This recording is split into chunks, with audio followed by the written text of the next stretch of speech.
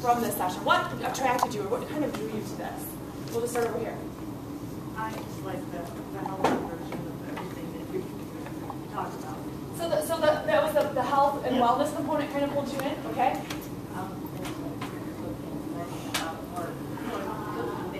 Excellent. I think that's very cool. Creative. I'm a book person, but I'm trying to get out of that. What do you mean by that? I'm a book person. I have to have it here. Oh, with recipes? With Recipes. cooking? Okay, well, okay, yeah, all right. So the cooking probably that portion, the health, that fitness and recipe kind of thing drew you in, yes? I just really wanted some stuff for my own kids. I love that. I'm so happy that you're honest. You know, one of the things my boss is paying for it. Yeah, there you go. There you go. See, I'm honest. I'm honest, right? I haven't showered. You're honest. Like gluten-free stuff. And gluten-free stuff. Very cool. I think there's actually a little guy. These are my kids, and I am absolutely my kid's mom first. And the reason that I say here, you can Facebook me, but I might not answer right away, is because I am my kid's mom. And the chores, I tell my students all the time, listen, the chores of motherhood are the most sacred chores that I do. They are the most important to me. So I absolutely, you know, that resonates with me, that it's so important that we, you know, start with our own families first, right? Because I always tell my kids too, listen, you can ruin me. Seriously, right? If they don't turn out right, and you know they're robbing banks and doing all kinds of crazy stuff, they can absolutely ruin me. So I know I think a lot about that. Okay, so what? The homemade protein bars. We're always on the go. We're always in a hurry. So something that you can just grab and go. It's healthy because my daughter doesn't eat breakfast in the morning, and it kills me. Awesome. Yeah. So yeah. So we're any gonna. ideas? I love that. I'm so excited. I'm excited that drew you. Yes. Something new and different. Okay. When you get as old as I am, people say you've heard it all, but I don't feel like that. So. Absolutely not, right? Still learning and growing. Okay, Carol. So I really liked your title. Okay. And I admire and respect you anyway. And you probably won't share this today in the session, but I'm aware of how very hard you work for Baker College. Right now we're in the process of the self-study for the associate degree program as a system, which is kind of unprecedented, and Amber's the author of that document, so I know how very hard you work. You always look so lively and vibrant, and you have young children, and so I want what you've got. So yeah. I'm going to give Carol the good I'll have what she said. I want that. What are your secrets? Right? Oh, you're right? Marshmellows? Okay, so you know that I'm connected? Okay, great. You know, and that's, Carol, thank you so much. I'm seriously, that is very, very high praise coming from Carol, who is a program coordinator. So she is actually my peer over at Allen Park. And I think what that's speaking to is that you see the different facets of me. And that is what we were going to talk about. My topic, I did not even know when I submitted the proposal, it would be along the lines of our keynote this morning with the body, mind, and spirit.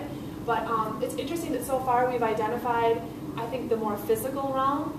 And that's really what we're going to focus on most for this session, is on the body and on the physical realm and on health and wellness. But you're speaking to the mind part too. And we're going to talk about that. That's an important part of who I am. And so you know a little bit of that gritty underside, right? They're going to know the fun and cool Amber, right? So you get a more complete picture. Welcome, come on in. The intellectual, yes, that mind part. Yep.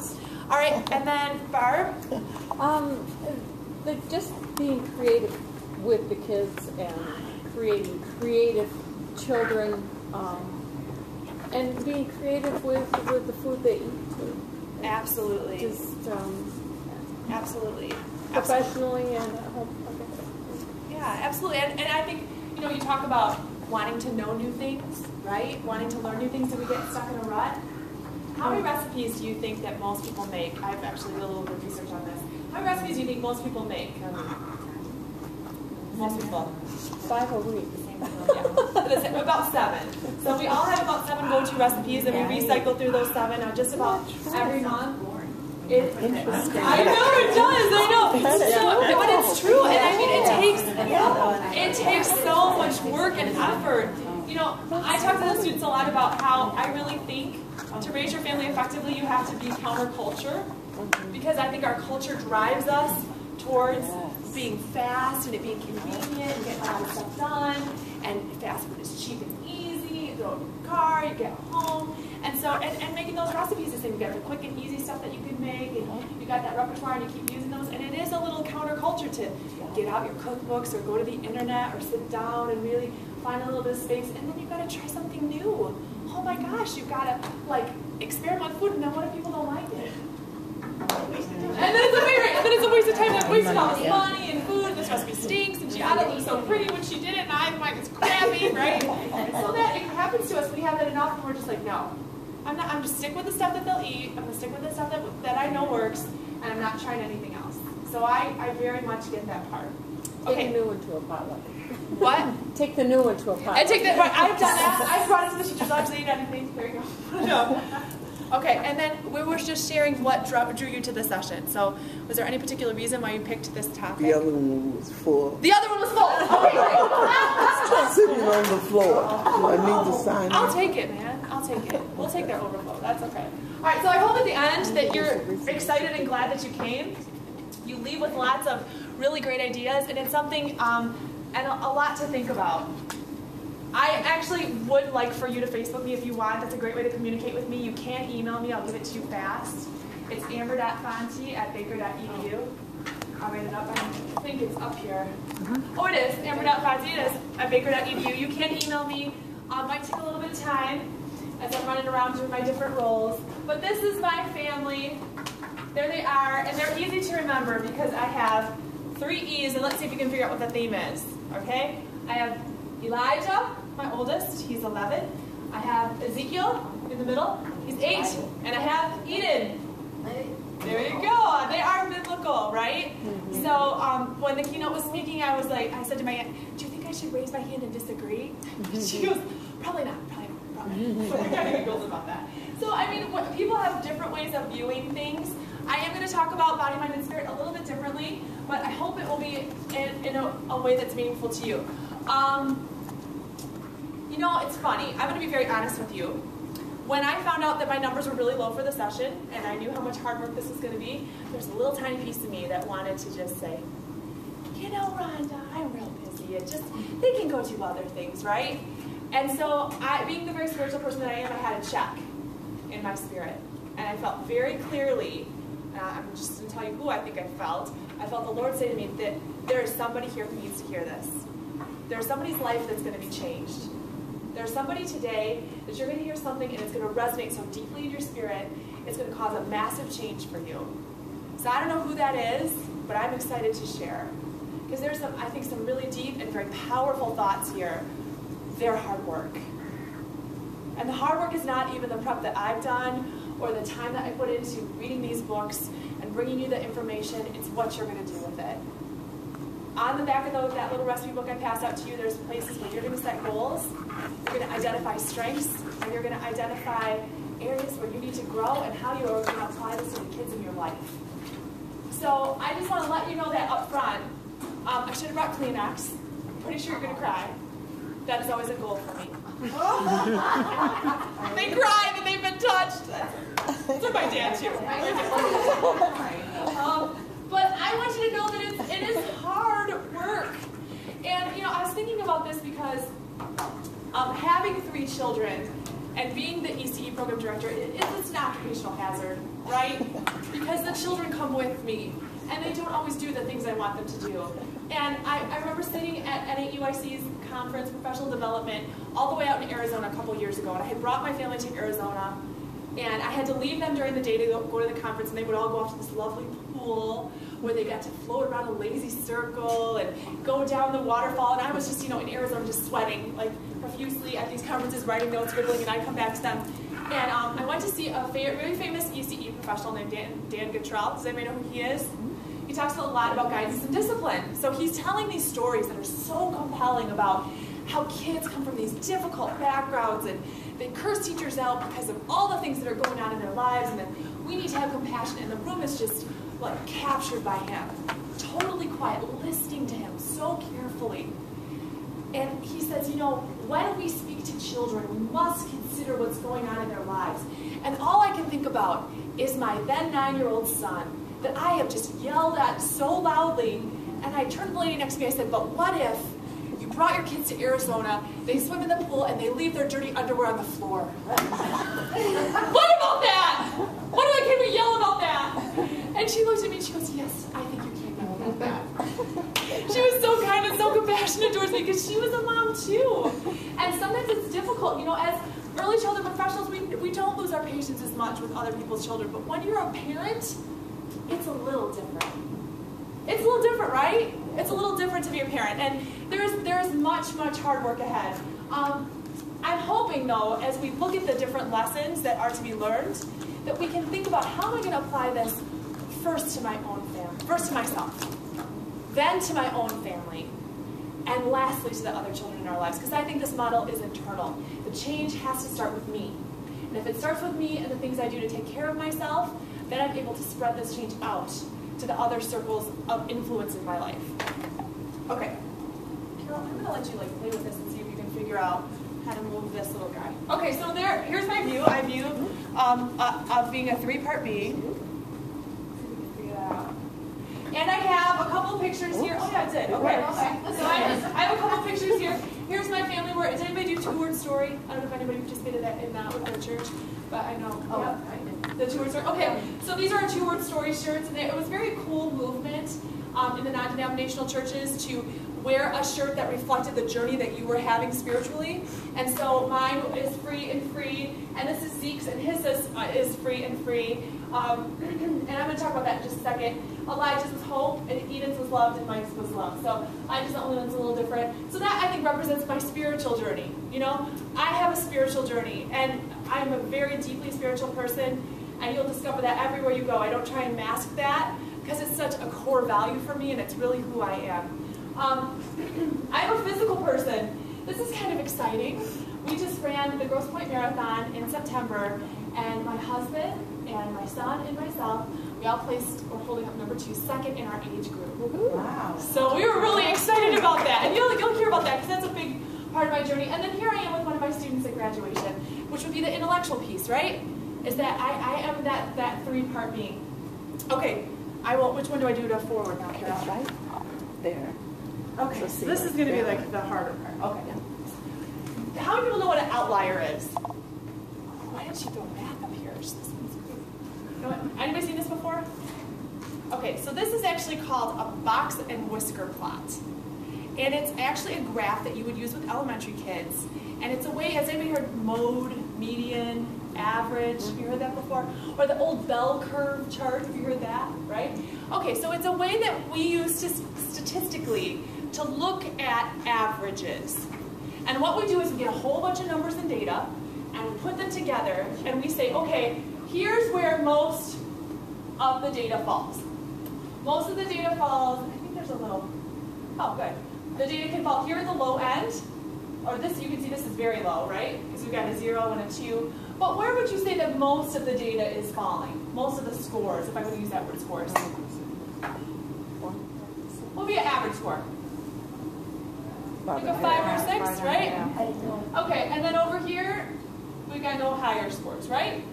Okay, so if we say that most of the data is in this part, would that be our average or our high or low scores? What would that be, this part? An average score, right? Okay, so this data over here, all by itself, these are actually indicating individual scores, right? Those aren't average, right? Those are just 2 little dots, 2 little blip, blip, over here, right? Those are actually what we would call an outlier. So an outlier would be just something outside of the average experience. Does that make sense? These little blips? I personally have this theory. This is the Amber Fonte theory. You can buy it. You don't have to buy it. It's up to you. I'll ask you at the end. You can write me cash or give me a credit card. That in development, we have kids that develop on an average pace, kids that develop at an above average rate, and then we have outliers. Kids that are super, super bright and intelligent, kids that are super, super advanced, we might put those kids over here, right? Little blips. And then we have the kids that are way down at the bottom, right? So we have kids that are in the middle. Would you say most kids are average? Right. And then we have kids that are outliers that are on the other sides. So when we think about development, I want you to think about it in these 3 ways. I want you to think about your body. I want you to think about your mind. I didn't give you any paper to write on, which I apologize for. And I want you to think about your spirit. And then I want you to think for a second about where you're at. Because you're going to evaluate yourself in all three of those realms. But before you get to your self-evaluation, I want you to think of a child in your life. And it's best if you think of a child close to you, okay? A child that you know pretty well. It could be a child in your classroom, child that you love, child that your parent, doesn't matter. But a child. And I want you to consider that child in light of their body, their mind, and their spirit. And I want to ask you, do you think that any of you might know a child that struggles in the realms of body, mind, or spirit? We'll define the body as physical health and wellness. We'll define the mind as intellect or academic achievement. And we'll just define the spirit as social and emotional connections. Can you think of a child that you know who might have struggled in one of these areas? My son is mild autistic, so yeah, mind and the spirit. Absolutely. Absolutely. Okay. In general, which kids do you think are most successful? Kids that are average in all three areas, or the outliers? Yes. Right? The average kids. The average kids are the kids that tend to be the most successful. We know that. We see it. The kids that tend to get along. The kids that when you teach a lesson, they get it. The kids that tend to have lots of friends, right? The kids that are of average weight, that are of average physical attraction. I will take you guys to this slide. And I will tell you that I have two that I would define as outliers. Two of my children, I believe, if I were to rate them developmentally, are outliers. Two.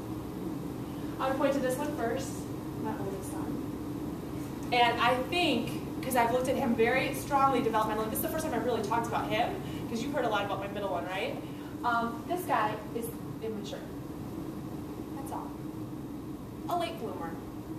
Do we have kids like that? And what's really interesting is that if you look at all three areas of development, the body, the physical, the mind, academic, and the spirit, social, emotional, I would say that we could apply that immaturity all the way across the board. It explains so much. It doesn't mean he's not bright. It doesn't mean he's not athletically gifted. It doesn't mean he's not good at making friends, but he's immature. And in our society, what kinds of kids have the greatest challenges? I think the outliers. I do, right? Okay. So we're going to talk a little bit more about him later. This guy, we're going to start with this guy right here, because what I'm going to do with this presentation, I'm really going to make it personal. I'm going to talk about all three of my kids in light of body, mind, and spirit, and the lessons that my children have taught me. Me, because it starts with me. Okay, so we'll start with Zeke. Zeke is an outlier, but I'll tell you why. Zeke, and those of you, and you sat in my presentation before, and I'm not talking about this as much because of the miracle of what's happened with Ezekiel, but Ezekiel was a kid that we thought had autism. He had some really horrible symptoms after immunization when he turned 18 months. I ignored it. I didn't want to deal with it. I did everything that I possibly could. Finally, at 4, realizing that none of the traditional therapies were helping, what I took my big leap out of myself and into homeopathic and all-natural remedies and therapies, and really found a healing place for Zeke. So when I talk about change, okay, well, actually, I'm going to come back to that. Oh, okay. I'm like skipping around a little bit. I'll come back. All right, when I talk about Zeke, to me, Zeke's journey is the body and the power to heal. So this little guy has really been the guy who put us on our path to health and wellness. Okay? Well, let me back up for a second. Okay. What I've discovered through my kids is that the paradigms, the way I was raised, are not going to work for my children because they're outliers. Because they've had some challenges. Eden, who's my youngest right here, she's like the genetic lottery. Okay, like I hit the lottery with this one. So easy, like things are so easy. I'm like, oh, do you know how to read yet? She's like, oh yeah, I got that, mommy. Cat, got it. And I mean, seriously, the child is kind of like, you've had children like that, right? They learn like they breathe. It's easy. She gets along with everybody. She has friends. She's just, she's easy, and part of it I'm sure is she's a girl, right? Because we know that girls don't have the same difficulties that boys do. But it's been really interesting to look at all three of them and how their journeys have been so different. So when we examine this, we will examine this in light of the children that we know in our lives. And I want you to think about yourself and think about those three spheres. And I'm going to ask you, is there an area where you are particularly weak or you are an outlier? Because if there's any three of these areas that you are not attending to, do they affect the other spheres? What do you think? Is there an impact? If you're not taking care of your physical health, is there an impact? If you're not taking care of your spiritual health, whatever that means for you, or having faith like our speaker talked about, having some kind of faith, is there an impact? If you're not taking care of yourself socially and emotionally, is there an impact? Right? And if you're not growing intellectually, if you're not reading or learning new things, is there an impact in that? And I think the answer would be yes. So, this is what Stephen Covey says. Anybody familiar with Stephen Covey? He is an expert on leadership, and I love this. He says, live out of your imagination, not your history. So at your tables really quick, to talk to each other about what do you think that means, to live out of your imagination, not out of your history.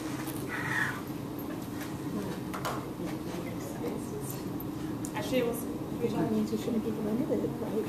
The expenses you put in the past to be expansive and Expand. just exactly what it says. What you, if you can imagine it, you can do it. And if you've had a negative experience with a certain person, doesn't mean they're always going to have a negative experience with that person. And that's difficult to, I mean, you see that person and also you want to think it's going to be the same way, but it don't have to. Like it doesn't define you. No. Right.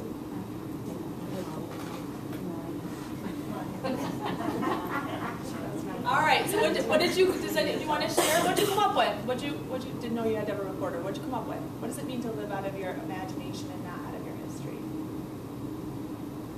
This table. Outside the box. What do you mean by outside the box? Live outside by your imagination. Outside what box? Well, everyone thinks, a certain way, Right. The average Okay. kids would think, and then be someone that isn't, that wouldn't, and you would think, oh, I never even thought about that way. Yeah. That creative. That it could look like that, or feel like that, or be like that, especially for me. Yeah. One of the things I say to my students a lot, because I have so many transitional students who are coming into college, and it's maybe the first time that someone in their family has been to college, is that the most difficult thing you're going to do in this college is reimagine yourself. Leave behind all the things that people have told you about what you are as a student, what you are as a caregiver, what you are as a person. Leave all that behind and reinvent yourself. Right. And that's the opportunity that we have. So I love that. Living out of your imagination, not your history. What did you guys say that it meant? We talked about our dreams and imagination. That is so good. So good. It's so good. And one of the things I love, they talked about their dreams. I can write that down. I think this is, so out of the box, dreams. I missed my whiteboard to write on. Dreams. Making dreams. Why is it so important to have dreams?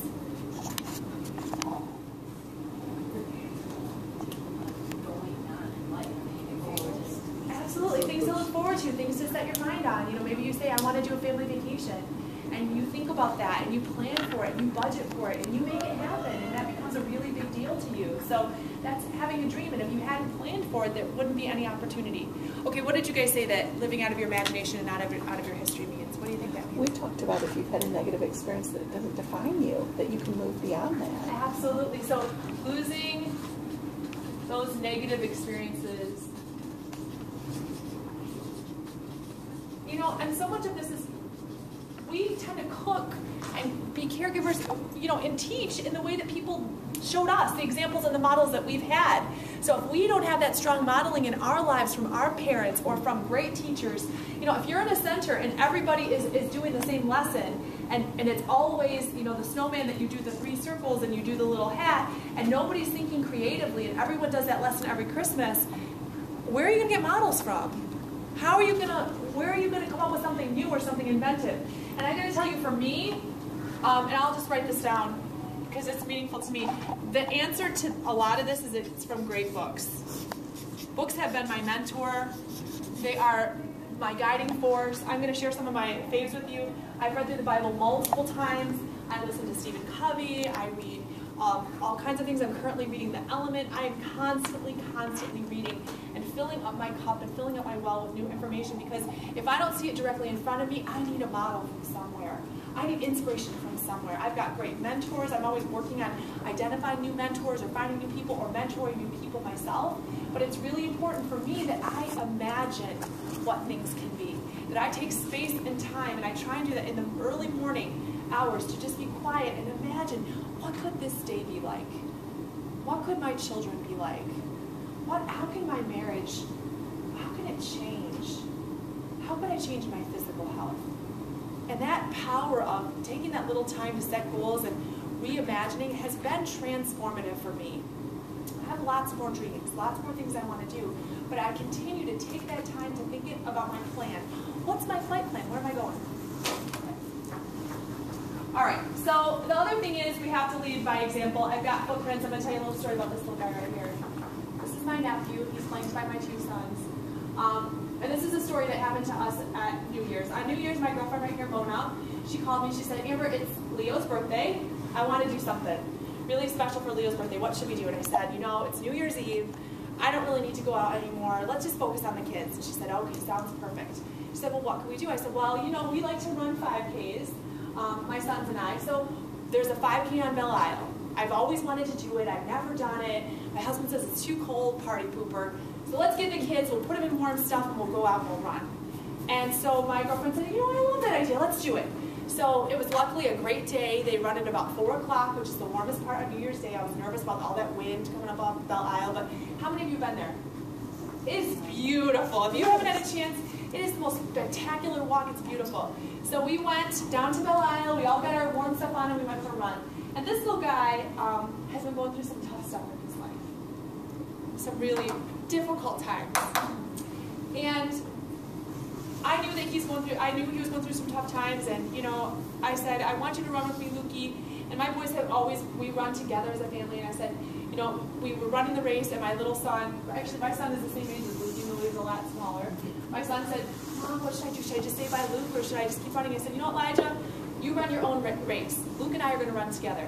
And then Zeke looks at me and he goes, Mom, that's my 8-year-old. He goes, Mom, should I keep running? What should I do? And I said, go ahead, Zeke. You run your own race. And so my nephew and I are running next to each other, right?